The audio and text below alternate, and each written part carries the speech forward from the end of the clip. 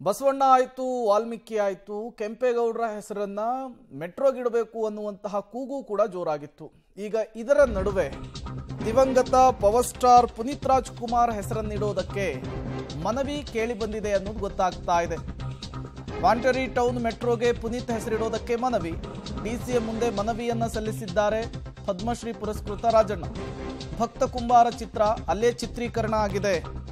ಹೀಗಾಗಿ ಪುನೀತ್ ರಾಜ್ಕುಮಾರ್ ಅವರನ್ನ ಹೆಸರಿಡಿ ಅಂತ ಹೇಳಿ ಒಂದು ಮನವಿಯನ್ನ ಮಾಡಿಕೊಂಡಿದ್ದಾರೆ.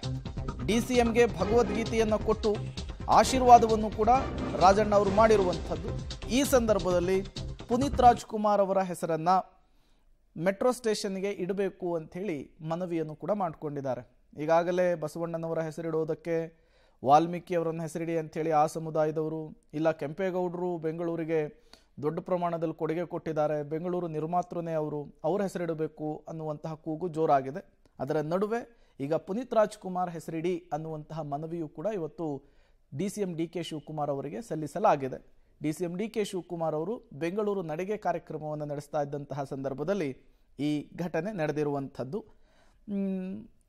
ವಾಂಟರಿ ಟೌನ್ ಮೆಟ್ರೋಗೆ ಪುನೀತ್ ರಾಜ್ಕುಮಾರ್ ಹೆಸರಿಡೋದಕ್ಕೆ ಮನವಿಯನ್ನು ಮಾಡಿಕೊಂಡಿದ್ದಾರೆ. ರಾಜ್ಕುಮಾರ್ ಅವರ ಕೊನೆ ಪುತ್ರ ಪುನೀತ್ ರಾಜ್ಕುಮಾರ್ ಅವರ ವಿಷಯದ ಬಗ್ಗೆ ಮಾತಾಡಿ ಆ ಒಂದು ಹೆಸರನ್ನ ನಮ್ಮ ಇಲ್ಲಿ ಸರ್ವಜ್ಞ ಪುಲಕೇಶಿ ನಗರದಲ್ಲಿರ್ತಕ್ಕಂಥ ಪಾಟ್ರಿ ಟೌನ್ ಅಲ್ಲಿ ಮೆಟ್ರೋದಲ್ಲಿ ಇವರ ಹೆಸರನ್ನ ನಾಮಕರಣ ಮಾಡಿದ್ರೆ ಒಂದು ಗ್ರೇಟರ್ ಬೆಂಗಳೂರಿಗೆ ಒಂದು ಹೊಸ ಇತಿಹಾಸ ಬರುವಂಥ ಒಂದು ಶಕ್ತಿ ಆಗುತ್ತೆ.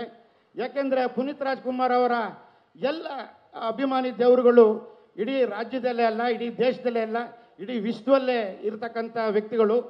ಈ ಪಾಟ್ರಿ ಟೌನ್ ಅಂತ ಹೇಳಿದ್ರೆ ಇದು ಹಳೆ ಇತಿಹಾಸ ಇರ್ತಕ್ಕಂಥದ್ದು. ಅದರಲ್ಲಿ ಅವ್ರ ತಂದೆಯವರು ಕೂಡ ಭಕ್ತ ಕುಂಬಾರ ಪಿಕ್ಚರ್ಗೆ ಅಲ್ಲಿನೇ ಒಂದು ಚಿತ್ರೀಕರಣ ಮಾಡಿರ್ತಕ್ಕಂಥ ಒಂದು ಇತಿಹಾಸ ಇದೆ. ಪಾಟ್ರಿ ಟೌನ್ ಮೆಟ್ರೋಗೆ ಪುನೀತ್ ರಾಜ್ಕುಮಾರ್ ಅವರ ಹೆಸರಿಡೋದಕ್ಕೆ ಮನವಿ ಕೇಳಿ ಬಂದಿರುವಂಥದ್ದು.